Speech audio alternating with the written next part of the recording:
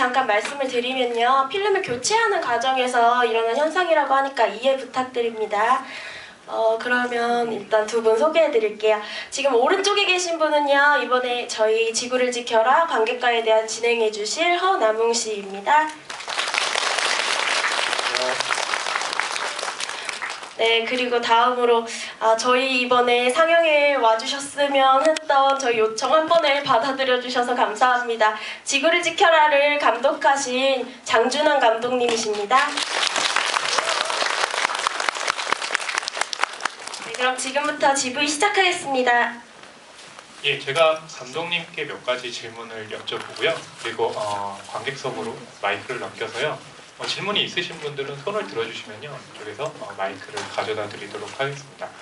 사실 이 영화가 2003년에 만들어진 거니까요. 거의 이제 10년 다 돼가는 거죠. 9년 만에 보는 건데요. 감독님도 굉장히 좀 오랜만에 보셨다고 합니다. 그래서 오랜만에 보신 소감이 어떤지 먼저 여쭤볼게요.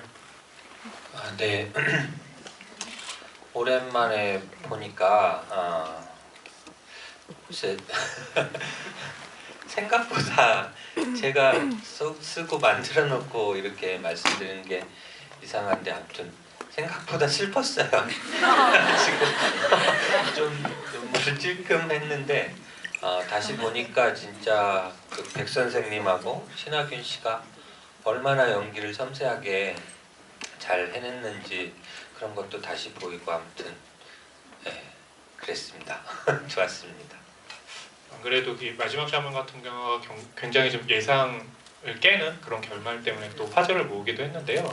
이 지구를 지켜라의 영화 이야기 각본도 쓰셨는데 그 아이디어를 좀 어떻게 얻으셨는지도 궁금합니다. 네, 뭐 여러 가지가 섞였던 것 같은데 1차적으로는 그 미저리라는 영화가 있어요. 캐시 베이츠 나왔던 그 막 공포 영화인데 그 영화를 굉장히 손에 땀을 쥐면서 재밌게 봤었거든요, 비디오로. 근데 다 보고 나니까 왠지 이상하게 그 캐시 베이츠한테 자꾸 동정이 가는 거예요. 그냥 완전히 그냥 속된 말로 미친년으로 나오는, 죽여야 되는 미친년으로 나오는데 저 사람한테도 뭔가 있었을 텐데 그런 부분을 좀 보여줄 수 있었으면 더 좋았겠다라는 생각이 1차적으로 있었고, 또 우연히 시네21 잡지에서 이렇게 보다 보니까 그때 한참 디카프리오가 굉장한 인기를 얻었었거든요, 타이타닉 이후에. 근데 너무 이제 팬덤이 크다 보니까 디카프리오가 지구인이 아니라 외계인이다. 그래가지고 뭐 사이트를 만들어 놓고 자기들끼리 이렇게 재밌게 뭐 머리로 이렇게 나온 머리로 통신을 한다, 그런 게 거기 있었어요. 그래서 버스에서 그걸 읽다가 너무 웃겨서 재밌게 보다가 뭐 이런 것들이 이제 섞이면서 그러면서 아마 아이디어가 나왔던 것 같아요. 말하자면 이 지구를 지켜라의 병구 역할이 이 미저리의 캐시 베이츠가 원형인 그런 역할인 건데요. 그럼 그 처음에 병구 역할에 이 신하균 씨를 캐스팅한 어떤 좀 그런 결정적인 계기가 있었나요? 글쎄요, 이제 처음 시나리오 쓸 때는 사실 그 배우를 정한 건 아니었고요. 순이 역할은 제가 친한 친구기도 하고 올해 바원 배우여서 정해놓고 썼는데 이제 강 사장이나 병구 역할은 안 정해놓고 쓰다가 쓰고 나서 이제 배우를 찾아야 되잖아요. 그래서 뭐 이래저래 생각을 하다가 그 당시에 키노라는 잡지가 있었어요. 거기에 이제 신하균 씨가 뭐 짤막하게 이제 소개가 됐었는데 떠오르는 배우로 이미 떴지만 그 당시에 그 뭐 한 네 장의 사진이 한 페이지에 있는 그런 그 페이지를 보게 됐는데 굉장히 좀 순수하면서도 좀 어떻게 보면 좀 약간 맛이 간 것 같고 어떻게 보면은 따뜻한 것 같고 어떻게 보면 차가운 것 같고 뭐 이런 복잡한 어떤 느낌들이 섞여 있는 것 같더라고요. 그래서 이 배우면은 병구를 표현할 수 있지 않을까? 예, 그런 생각이 들어서 그때 이제 결정을 하고 연락을 하게 된 거죠, 회사에서. 처음부터 바로 승낙을 하던가요? 사실은 이 시나리오를 봤을 때 재밌긴 하지만 배우 입장에서는 이 성격을 드러내는 게 굉장히 좀 힘들 것 같다는 생각도 들었거든요. 네, 처음 보냈을 적에는 거절을 당했어요.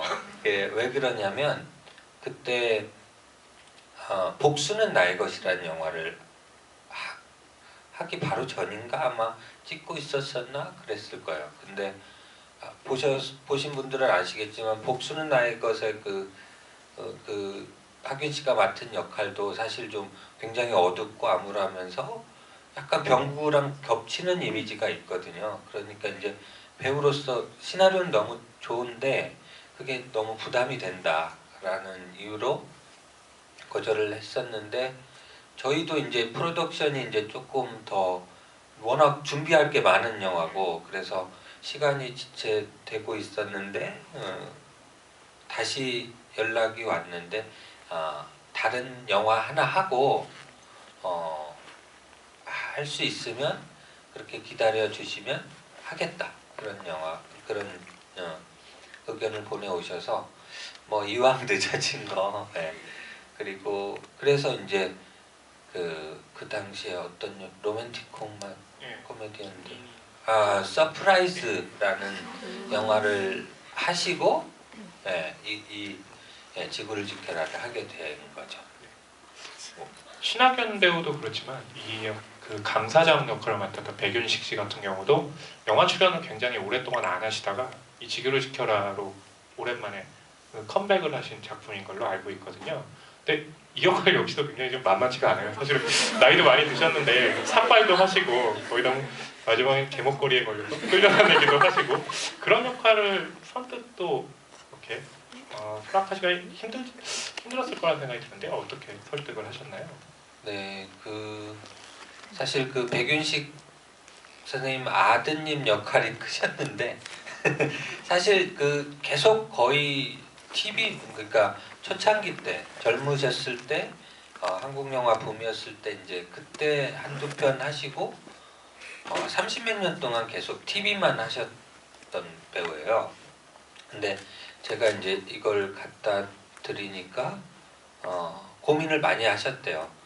일단 경험이 많으시니까 이거 대본을 읽어보니까 이건 장난 아니게 고생을 할 것 같고 뭐 의상도 팬티 한 장으로 거의 버텨야 되고 뭐 이러니까 이거는 재밌긴 한데 못하겠다라고 생각을 하시다가 그 아드님이 읽어보시고 이건 좀 새롭고 재밌다 한번 해보시라고 그렇게 추천을 했대요. 그래서 그 이후에도 막 계속 고민을 하시다가 결국에는 하시기로 그렇게 마음을 잡수셨다고 그러시더라고요.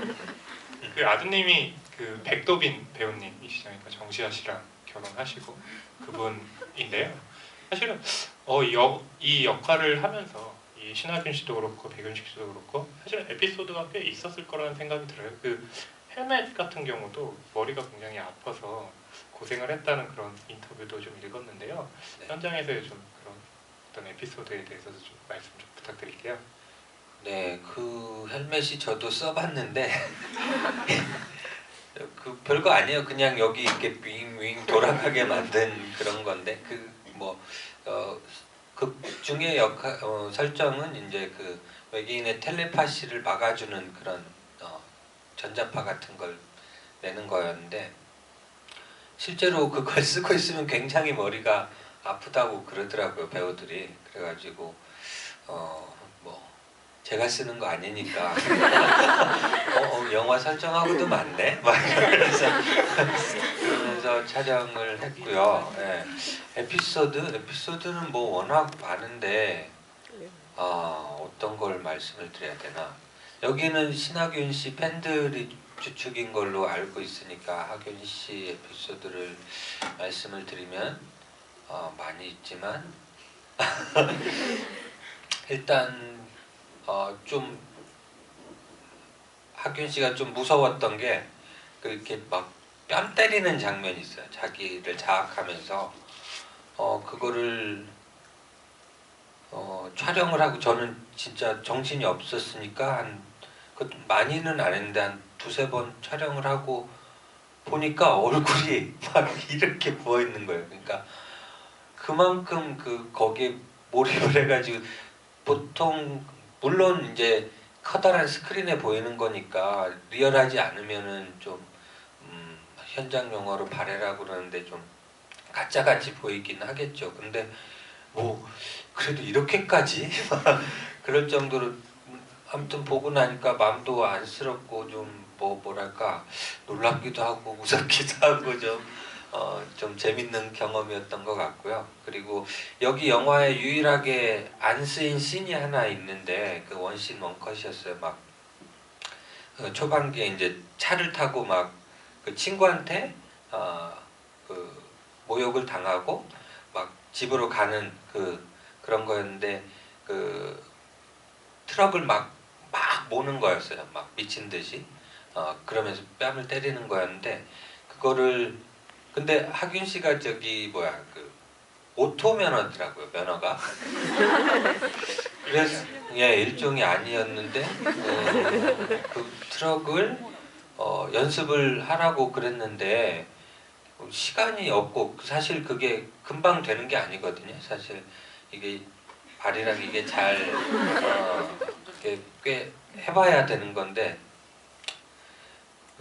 자기가 할 수 있대요. 그래서 저는 또 그 모니터를 하기 위해서 트럭 뒤에 타고 있어야 되는 상황이었거든요. 근데 막 그래서 가는데 기어를 이제 제대로 못 넣고 제대로 안 넣고 막 밟으니까 막 트럭에서 막 엄청난 굉음이 나기도 하고 이 하균이는 몰입하는 걸 제가 아니까 막 뺨 때리면서 그러고 운전하고 가지 굉장히 무서웠어요. 사실 감독이라 그냥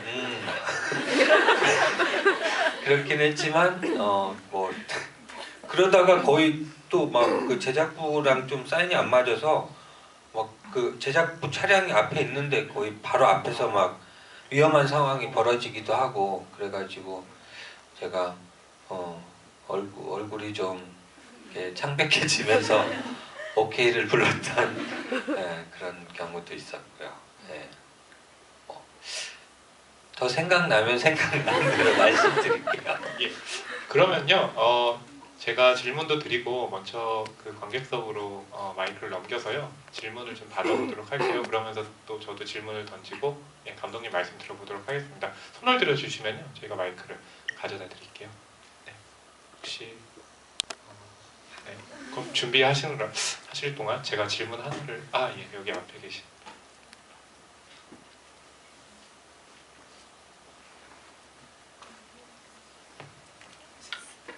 영화 정말 잘 봤고요. 중간에 그 강 사장이 그 병구의 일기를 본 다음에 막 눈물을 흘리고 분노하는 장면이 있는데요. 그때 강 사장의 심리가 어떤 건지 좀 궁금하거든요. 그건 뭐 이제 복합적인 거라고 생각이 되는데 사실 그냥 죽이고 싶은 사람 그 병구를 죽이고 싶겠죠. 사실 그 정도까지 그 고통을 당했는데 하지만 나중에 밝혀지지만 실질로 그 외계인 왕자잖아요. 그런데 지구를 어떻게 해서든 좀 살려보려고 지구인들을 살려보려고 하는 입장에서 병구한테 그렇게 하지만 병구한테 그렇게 당하고 이제 죽이고 싶은 마음이었을 텐데 이제 병구의 일기를 보면서 이 지구인들의 어떤 그 뭐랄까 고통, 슬픔 그리고 병구의 그 개인사적인 어떤 고통과 슬픔 그래서 이렇게까지 미칠 수밖에 없었겠구나를 이제 느끼게 되고 이제 그게 이제 전반적으로 범지구인에 대한 어떤 감정으로 느껴지면서 그럴 수 있지 않았을까? 저는 그런 생각으로 이제 그렇게 쓰고 연출을 했습니다. 이 영화의 결말이 굉장히 좀 파격적이잖아요. 이 처음부터 그런 결말을 정해 두셨던 건지 궁금하고요. 그리고 이거를 제작사에 보여줬을 때 이 결말에 대해서 그래 하자라고 바로 이렇게 설명 얻으셨는지 그것도 좀 궁금하거든요. 네, 그 저는 이 스토리 이 이야기를 처음 생각할 때부터 그 결말은 정해져 있었어요. 근데 어떤 식으로 이제 그 지구가 폭발하고 나중에 병구의 어떤 일상이 예. 흐른다 엔드 크레딧에 뭐 그런 거는 정해져 있었고요. 그러다 보니까 이제 제작사에 보여줬을 때도 뭐 잘 기억은 안 나는데 아마 황당해 했겠죠. 뭐 뭐야 너는 네가 뭔데 지구를 막 폭파하냐 이런 얘기도 들었던 것 같고 그런데 어찌 됐건 저는 어떤 제가 생각했던 그 결말로 수렴하기 위한 어떤 이야기였기 때문에 그 결말을 바꾸기는 좀 저한테는 여러모로 어려웠어요. 네, 그래서 어떻게 해서든 뭐 고집을 했던 것 같고 그걸 너그러이 혹은 넓은 마음으로 제작사 대표님께서 이제 받아주신 거겠죠. 그 당시에는 그렇게 좀 조금 도전적이고 뭐 이런 영화들도 제작이 될 수 있는 그런 돌이켜 보면은 그런 호시절이었던 것 같아요. 네. 예, 또 질문 있으신 분 손 들어주시면 저희가 마이크 가져다 드릴게요. 네, 질문.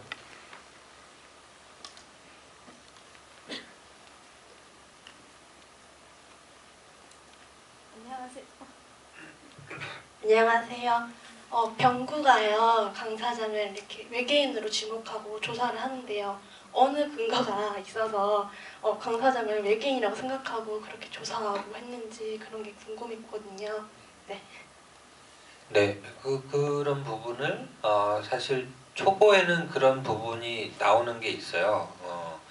그 병고가 그건 이제 꿈 장면이었는데 꿈이기도 하고 과거인 것 같기도 한 그런 장면이었는데 이제 엄마가 강 사장한테 불려가서 어디선가 그 공장 안에 어디선가 불려가서 어두운 곳에서 저쪽으로 끌려가는 그거를 병구가 보면서 무서워하는 뭐 그런 장면이 있었어요. 근데 일단 뭐 2시간 안에 영화를 만들어야 되기도 하고 또 그게 굳이 있어야 되나? 그리고 또 이게 강 사장이 외계인인가 아닌가라는 선에서 계속 줄타기를 해야 되기 때문에 그런 면에서도 그런 장면이 없는 게 낫겠다. 예. 뭐 물론 보여주려면 보여줄 수도 많이 있지만 그냥 빼는 게 더 낫지 않을까? 예. 그런 선택을 했던 것 같아요. 그 당시에. 예, 또 질문 있으세요? 네, 저기 먼저 좀 앞에 분 하고요. 제가 뒤로 마이크 또 가져다 드릴게요.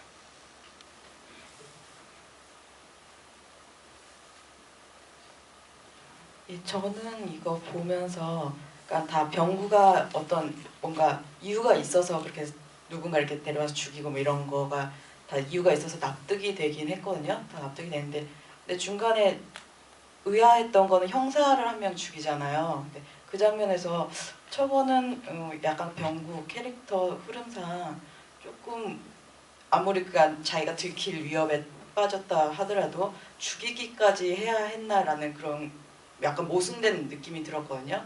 그래서 꼭 그거를 이렇게 형사를 꼭 죽였어야 했는지 그런 의도가 뭔지 좀. 예. 그 부분은 물론 이제 쓰다 보면은 그게 이 병구라는 캐릭터에 관객들이 같이 어떤 동참하기에 저의 요소로 혹은 좀 불리한 요소로 작용하진 않을까 뭐 저 또 그런 걱정을 하긴 했는데 근데 병구를 생각해 보면은 그럴 수 있다고 생각했고 사실 그 전에도 많은 사람을 죽이긴 죽였잖아요.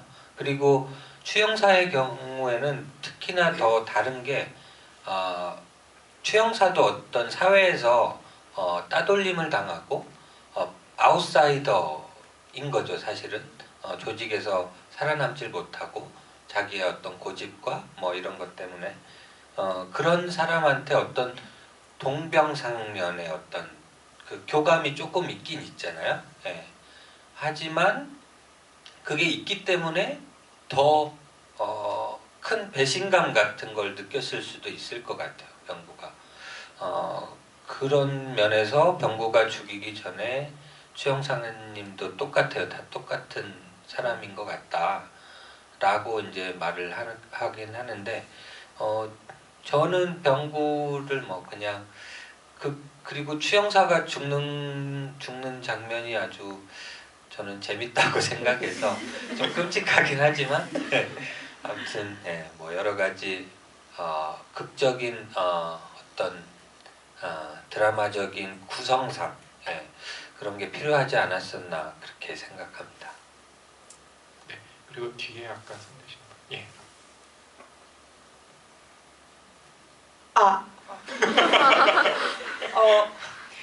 또 봐도 정말 재밌었고 너무 감동이 정말 훈훈하였습니다. 네, 제가 근데 처음에 봤을 때랑 이번에 봤을 때 또 궁금했던 건데요.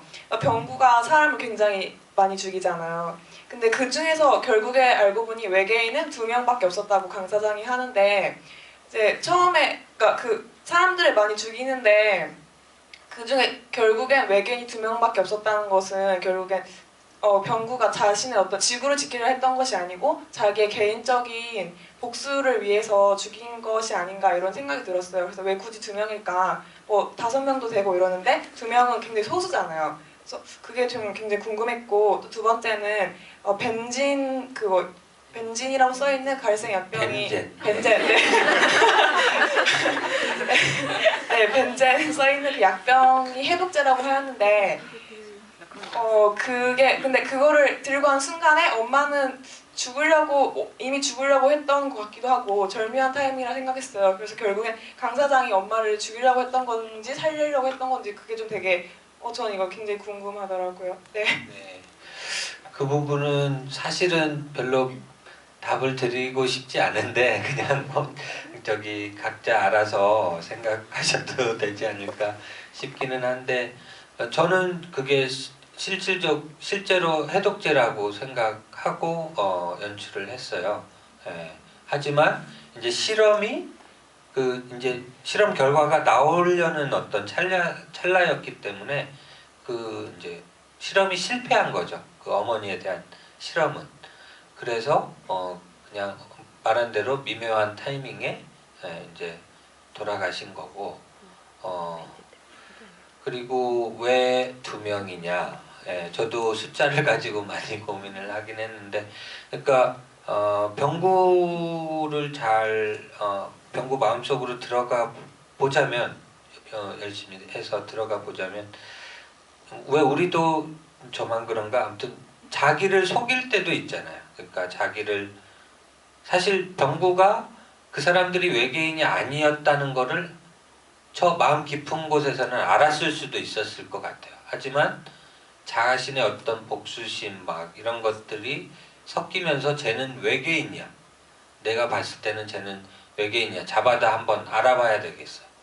하면서 잡아왔을 수 있을 것 같아요. 그리고 그거를 강 사장이 정확하게 찝어내니까 자기가 이제 좀 뜨끔하면서 좀 괴로워하는 살짝 그런 장면이 있기도 하고요. 그 숫자는 너무 많으면 안 되지 않을까? 뭐 그런 생각을 했어요. 그러니까 너무 작아도 뭐 지금처럼 좀 너무 병구가 더 미친놈처럼 보이고 더 잔인해 보이고 뭐랄까 좀 캐릭터에 상처가 되는 게 있긴 한데 또 너무 많으면은 그것도 또 재미없는 것 같고 그래서 뭐 큰 이유는 없었고요. 이렇게 쓰다 보니까 생각나는 대로 그냥 그렇게 한 것 같아요. 제가 연관해서 질문 하나 드리면요. 극 중에도 이런 그 추형사에게, 개코 형사에게 병구가 외계인의 존재를 믿냐는 그런 질문을 하잖아요. 감독님은 어떠세요? 이 외계인의 존재에 대해서 믿으시나요? 이 영화를 보면 그런 질문을 좀 하고 싶은 그런 기분들 들더라고요. 글쎄 제가 외계인을 믿는 그런 단체가 있어요. 라일리안 무브먼트라고. 거기도 한번 갔었거든요. 취재차. 네, 갔더니 그 뭐 세례 의식을 받으라고 저기 UFO 지구 바깥에 떠 있는 그 모함에서 그 물을 이렇게 찍어 바르면은 자기 유전자가 등록이 된대요. 나중에 구원을 얻을 수 있다고. 네. 아니 그분들은 진짜 심각하세요. 그래가지고 네, 저는 네, 세례는 안 받았는데 네. 참고는 많이 하셨고. 그런 단체가 있다고 그래서 한번 가봤었죠. 가보고 그게 이제 그러니까 외계인이 어떤 그 창조주 혹은 구원의 어떤 대상으로 생각하는 사람들도 꽤 있는 것 같고요. 외계인을 뭐 무서워하는 영화들도 많이 있잖아요. 대부분이 외계인하고 막 헐리우드 블록버스터들 보면 싸우고 이기고 뭐 이런 거이기도 하고, 우리 안에는 그런 외계, 우리가 알지 못하는 거에 대한 어떤 이중적인 궁금해하기도 하면서도 두려워하기도 하는 이중적인 가치들이 공존하고 있는 거 아닌가, 저는 그런 생각을 하고요. 근데 저한테는 솔직히 말하면 외계인이 있는지 없는지가 별로 중요하지가 않아요. 사실은 이거는 외계인을 빌려오긴 했지만 지구인 얘기를 하려고 만든 어떤 장치였기 때문에 제가 뭐 외계인이 있는지 없는지 그리고 뭐 근데 가끔 뭐 UFO 뭐 얘기 막 이런 거 하니까 사실 저는 좀 궁금해하는 편이에요. 그래서 왜 우리 집 앞에는 안 오지? 뭐 만나러 안 올까, 나 이런 영화도 만들었는데 이런 뭐 엉뚱한 생각도 해보고 그랬습니다. 인간의 이중적인 면모 말씀하셔서 그런데요. 이 병구는 또 어떻게 보면 이 연쇄살인범일 수도 있는 건데, 사실은 그 과정이 자신에게 가했던 어떤 사회적인 약자에게 가했던 고통 때문에 연쇄살인범이 된 거고, 또 한편으로 그 지구가 강아지 기르는 개 이름이기도 하잖아요. 어떤 면에서는 지구를 지켜라, 강아지를 지켜라, 마지막에 가면서도 그 형사한테 얘를 꼭 좀 지켜달라고 하는데, 또 그런 면에서는 굉장히 좀 순수한 마음도 보이거든요. 아마 그런 것들을 좀 염두에 두고 이름이나 제목도 네. 그렇게 지은 건지 좀 궁금합니다. 그러니까 지구를 지켜라 할 제목을 지었을 때, 왜냐면 왜 지구를 지켜라로 지었냐면 사실 좀 그때 제목으로도 말이 많이 있었어요.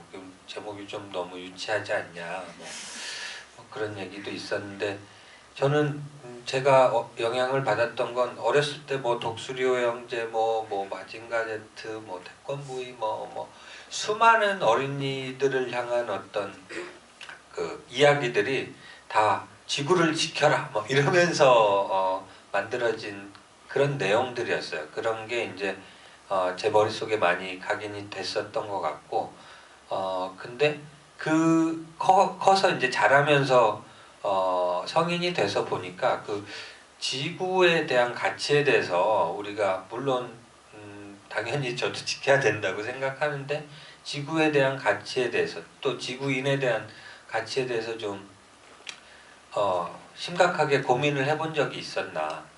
물론 제 자신 어떤 존재에 관한 고민 뭐 여러 가지가 섞여 있긴 하지만, 이 지구에 대해서는 별로 그냥 당연히 지켜야 되는 거로 세뇌받은 느낌이 있어서 그래서 이제 그런 제목을 짓게 됐고요. 또 뭐였죠? 제 강아지 이름. 강아지 이름.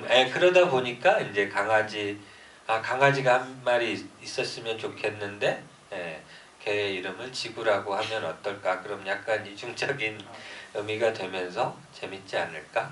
그런 거였고, 여기 신하균 씨가 맡은 역할이 이병구인데, 그거는 이제 뭐 이렇게 쓰다 보니까 이 병든 지구, 뭐 여기서 이제